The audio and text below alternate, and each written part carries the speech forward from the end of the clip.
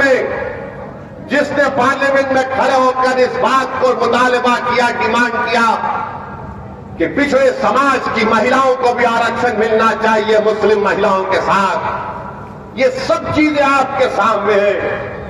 हम जो कल बोलते हैं वो आपके सामने करते भी हैं। तो मेरे अजीज दोस्तों, मेरी इज्जतदार मां और बहनों, डरने और घबराने की जरूरत नहीं है।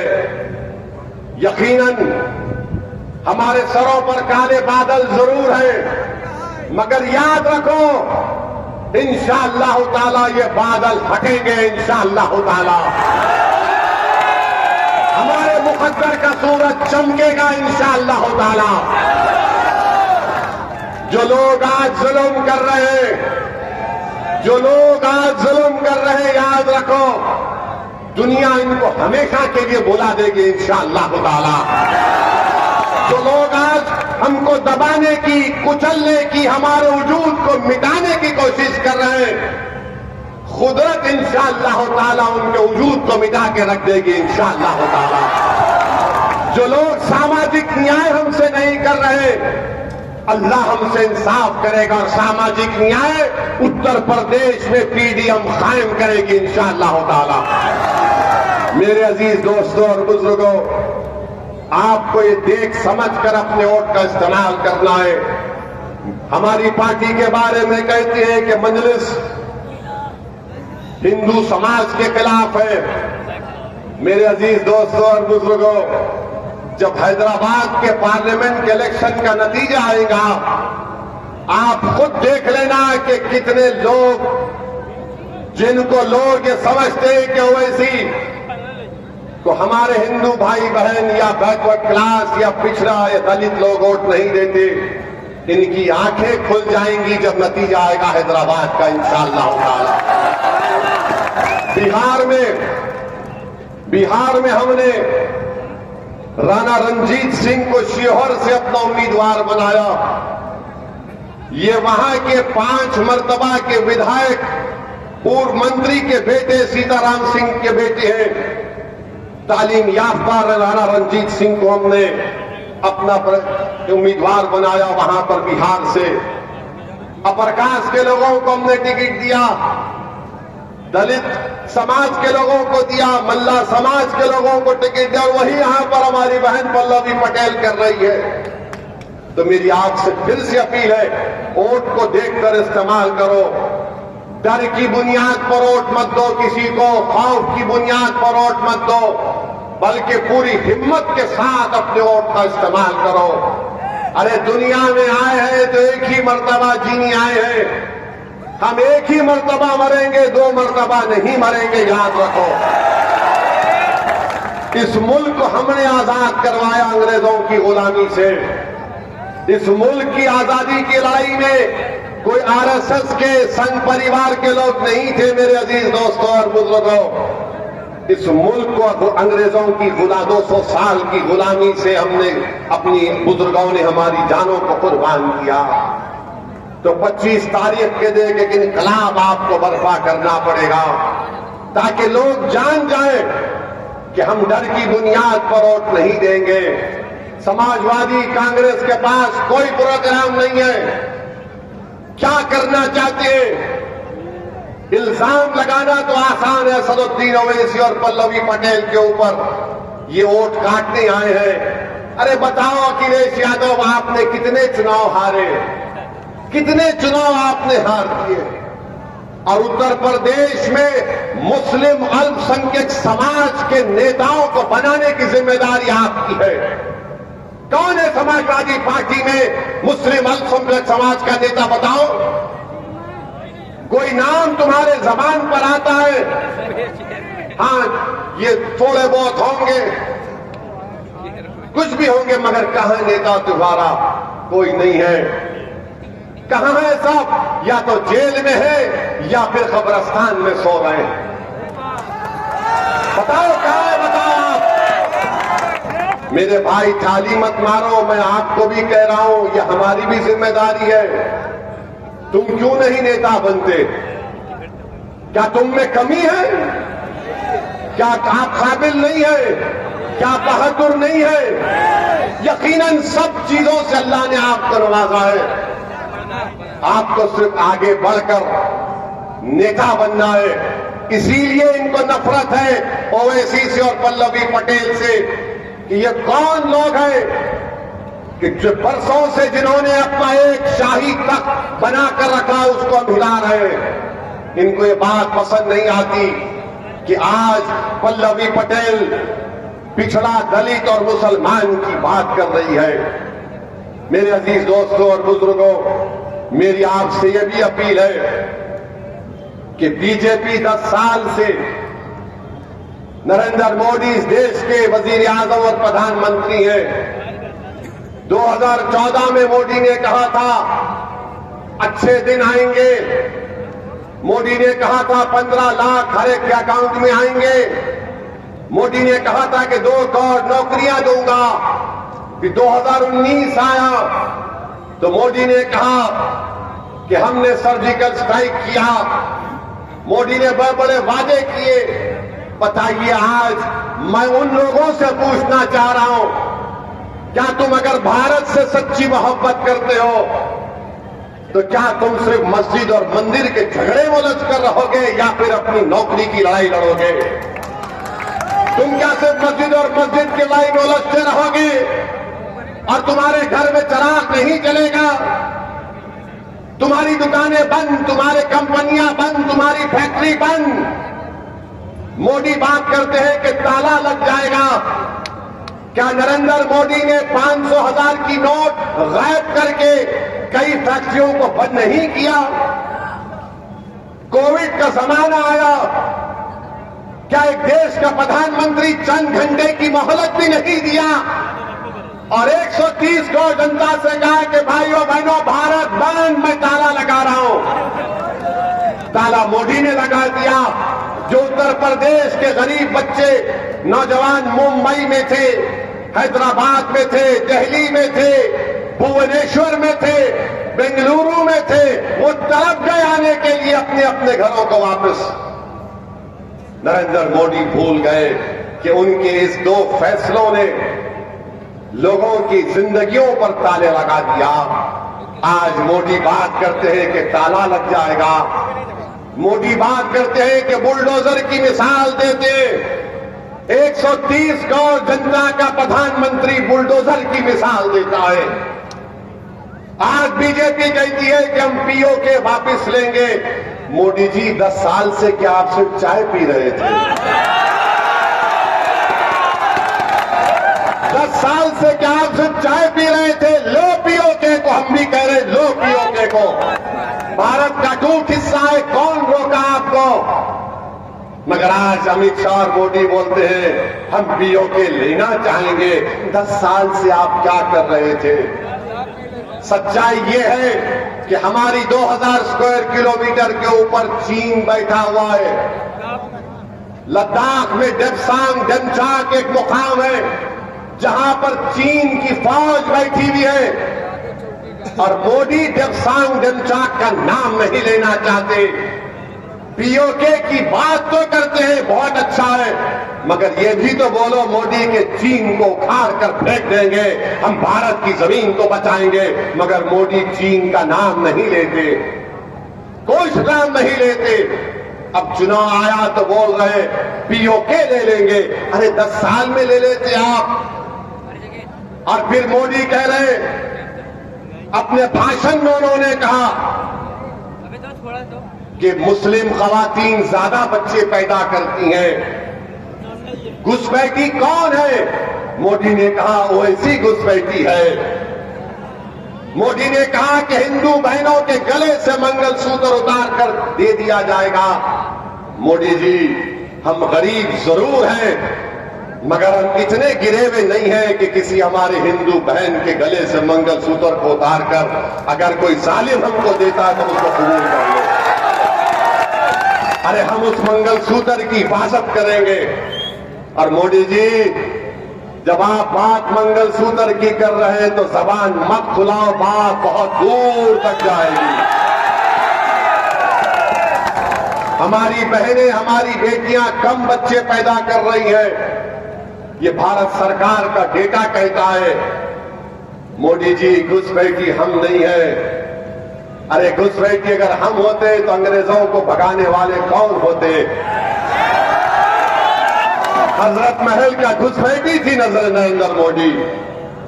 मेरे अजीज दोस्तों और बुजुर्गों, आज मस्जिद और मंदिर के नाम पर लोगों को जज्बात में लाकर नरेंद्र मोदी अपनी नाकामियों को छुपाना चाहते हैं और क्या कहते हैं कि मेरा कोई वारिस नहीं है, 130 करोड़ जनता मेरी वारिस है। नहीं नरेंद्र मोदी, देश बड़ा है, तुम देश से बड़े कभी नहीं हो सकते इंशाअल्लाह। नरेंद्र मोदी ये कहकर बता रहे हैं कि मैंने भारत पर बहुत बड़ा एहसान किया। अरे कोई किसी पर एहसान नहीं कर रहा है। न नेहरू ने एहसान किया, न राजीव गांधी ने एहसान किया, न नरेंद्र मोदी न इंदिरा गांधी ने एहसान किया, बल्कि देश ने इन पर एहसान करके इनको प्रधानमंत्री बनाया। मोदी कहते हैं कि मेरे वारिस ये लोग नहीं। मोदी जी, कोई वारिस नहीं, आप काम करने आए हैं। ये राजाओं की बात होती कि मेरे मरने के बाद मेरा वारिस ये होता है। ये देश है, जमहूरियत है, लोकतंत्र है, और ऐसे ही चले जाएगा। मोदी चला जाएगा मगर भारत रहेगा इंशाअल्लाह ताला। ये सोच इस देश के प्रधानमंत्री की है कि मेरे वारिस ये लोग हैं। कहां के वारिस? अगर वारिस होते तो आप कोविड में ऑक्सीजन लेकर आते।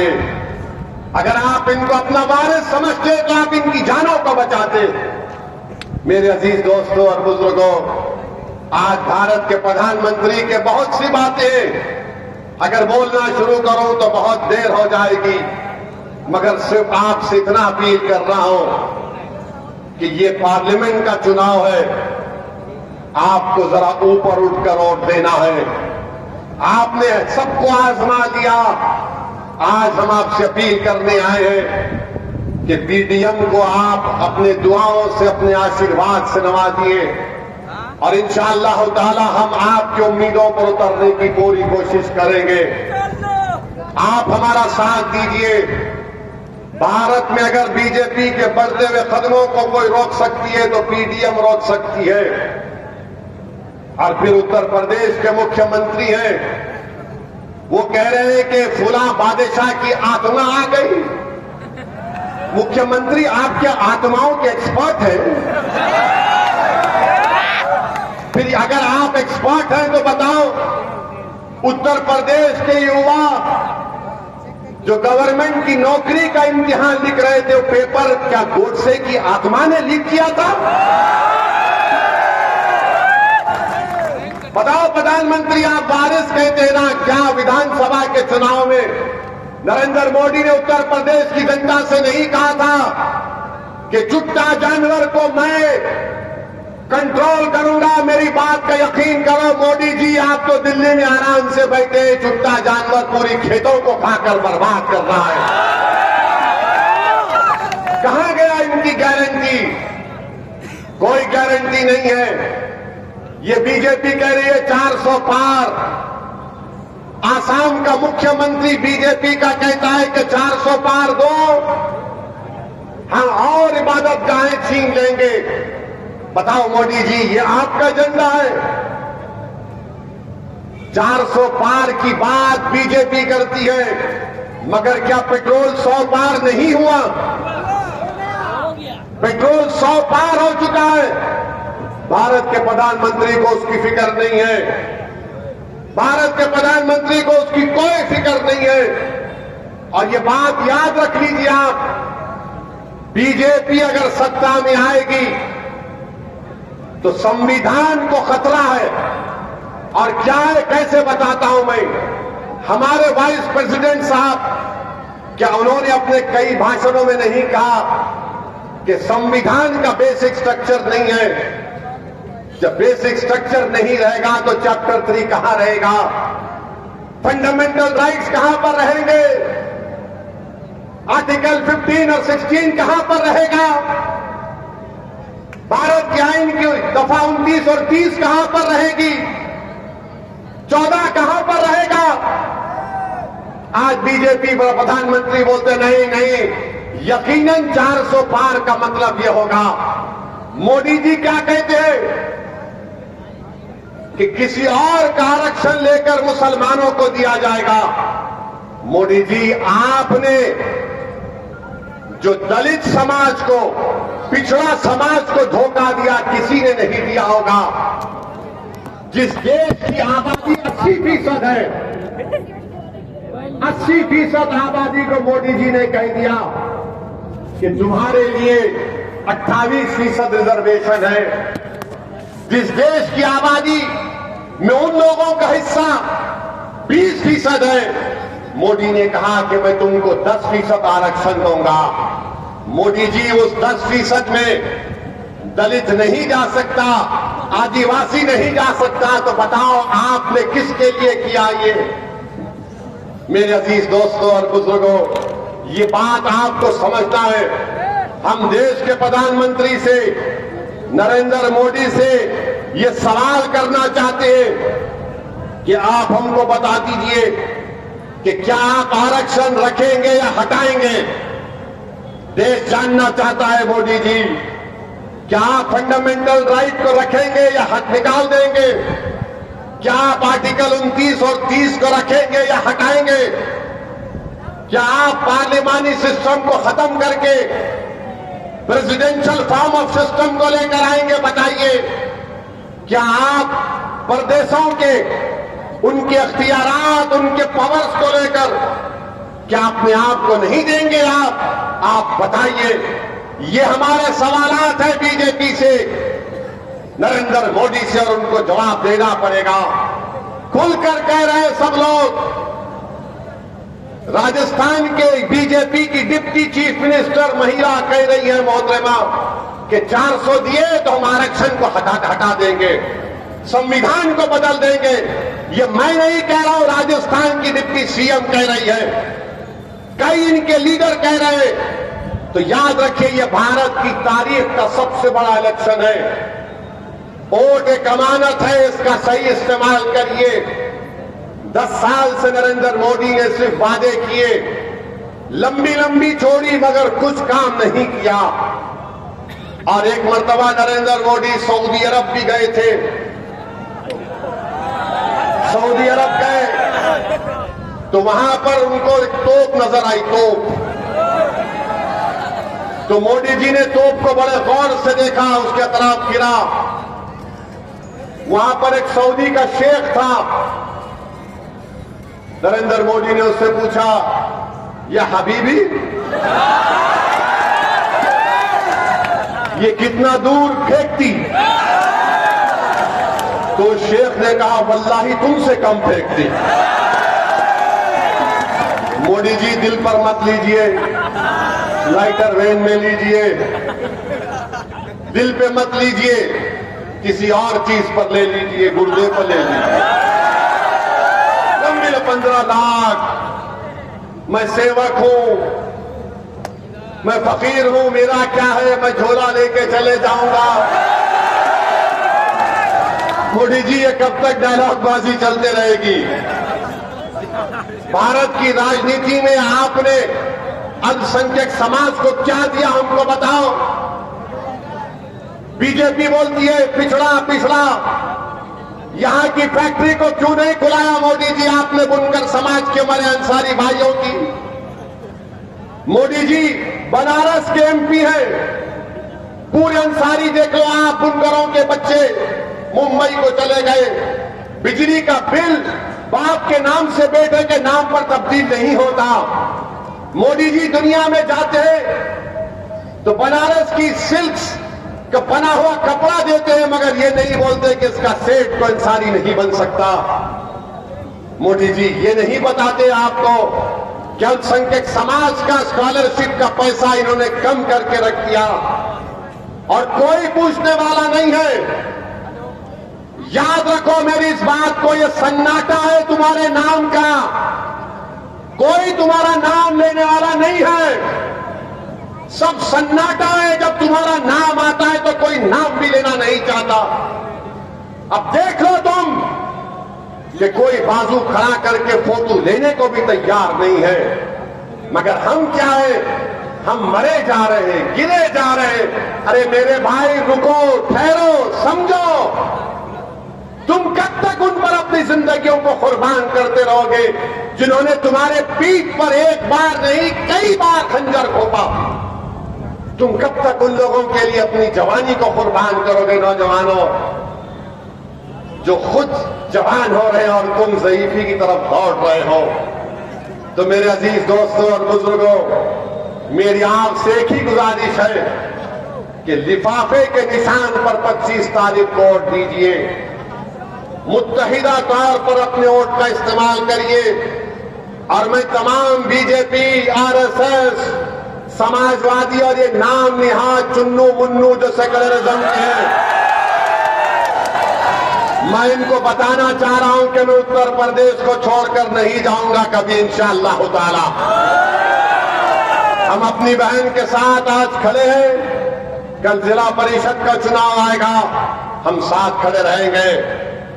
विधानसभा का चुनाव आएगा, हम साथ खड़े रहेंगे। लोग बार बार मुझसे कहते कि 2017 में ओवैसी तुम नहीं जीते, 22 में तुम नहीं जीते। मेरे भाई, मैं जरूर जीतना चाहता हूं, मगर मैं उस दिन हारना नहीं चाहता जब सबका हिसाब किताब होगा।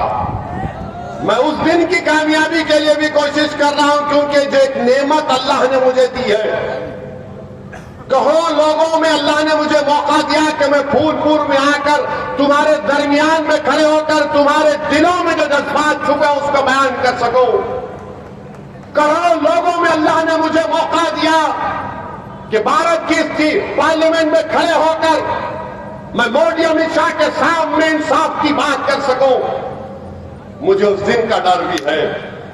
मुझे कामयाबी जरूर मिलेगी, मगर याद रखो, ये मैं अपनी कामयाबी के लिए काम नहीं कर रहा हूं। मैं अपनी जात की कामयाबी के लिए काम नहीं कर रहा हूं। मैं अपनी मकबूलियत में इजाफा करने के लिए भाषण नहीं दे रहा हूं। मैं इसलिए बोल रहा हूं ताकि आपकी कामयाबी हो, ताकि आपको इज्जत की जिंदगी आप गुजार सके, ताकि आप आराम से नींद की रात में नींद हासिल कर सके।